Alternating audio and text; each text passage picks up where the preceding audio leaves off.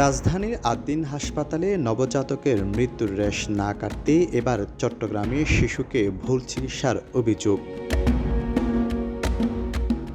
জন্মের পর নিউমোনিয়া ও অক্সিজেনের সমস্যা থাকায় নগরীর সাজিনাস হাসপাতালে গত 25 মে ভর্তি করানো হয় শিশুটিকে। পরিবারের অভিযোগ, হাসপাতালে ভর্তির পঞ্চম দিনে শিশুটির বাম হাতে ব্যান্ডেজ আর কালো গোলাপি রং দেখতে পান তারা। তবে তা গোপন রাখার চেষ্টা করেছিল চিকিৎসকরা। প্রথমে ভুল চিকিৎসার বিষয়টি ধামাচাপা দেওয়ার চেষ্টা করলেও পরে ক্যানোলা নিয়ে ত্রুটির কথা স্বীকারও করেন চিকিৎসকরা।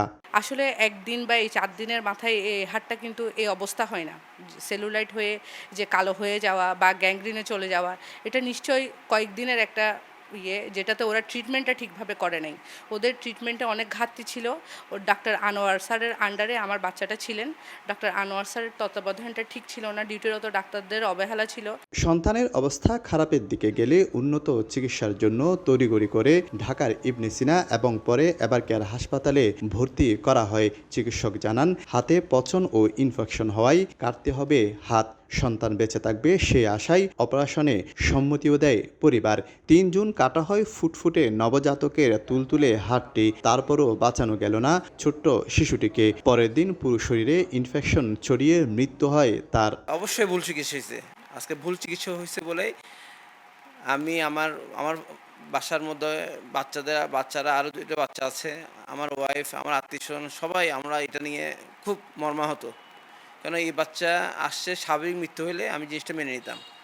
এই বাচ্চা তো আসার পর থেকে একসময় খুন করা হয়েছে, একসময় হাতটাতেও যন্ত্রণা পেয়েছে, এরপর হাতটা কাটা হয়েছে। তো বাচ্চাটার উপর দিয়ে কত কষ্ট গিয়েছে। চাই ওদের বিচারটা হোক, ওরা আর কারো মায়ের যেন বাচ্চা কোল খালি না হোক। হাসপাতাল কর্তৃপক্ষের দাবি, নবজাতকের বাম হাত ফোলা নিয়ে ভর্তি হয়েছিল হাসপাতালে। ঘটনা তদন্তে হাসপাতাল কর্তৃপক্ষ ও সিভিল সার্জনের পক্ষ থেকে 2টি আলাদা তদন্ত কমিটি গঠন করা হয়েছে। ওরা ফুলাটুরা নিয়ে আসছে, কিন্তু একটা জিনিস, যে কোনো ইনফেকশন তো একদিন হবে না।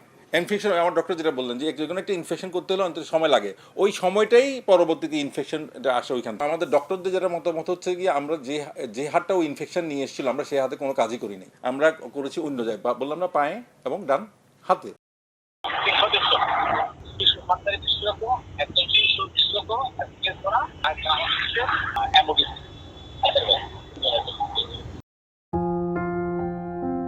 এর আগে নবজাতকের মায়ের দেয়া একটি আবেগঘন স্ট্যাটাস, আমি একজন ভুক্তভোগী মা, সামাজিক যোগাযোগ মাধ্যমে ছড়িয়ে পড়লে দেশের চিকিৎসা সেবা নিয়ে সমালোচনার ঝড় ওঠে, যা নাড়া দেয় দেশের মানুষকে। শফিকুল আলম, সময় সংবাদ, চট্টগ্রাম।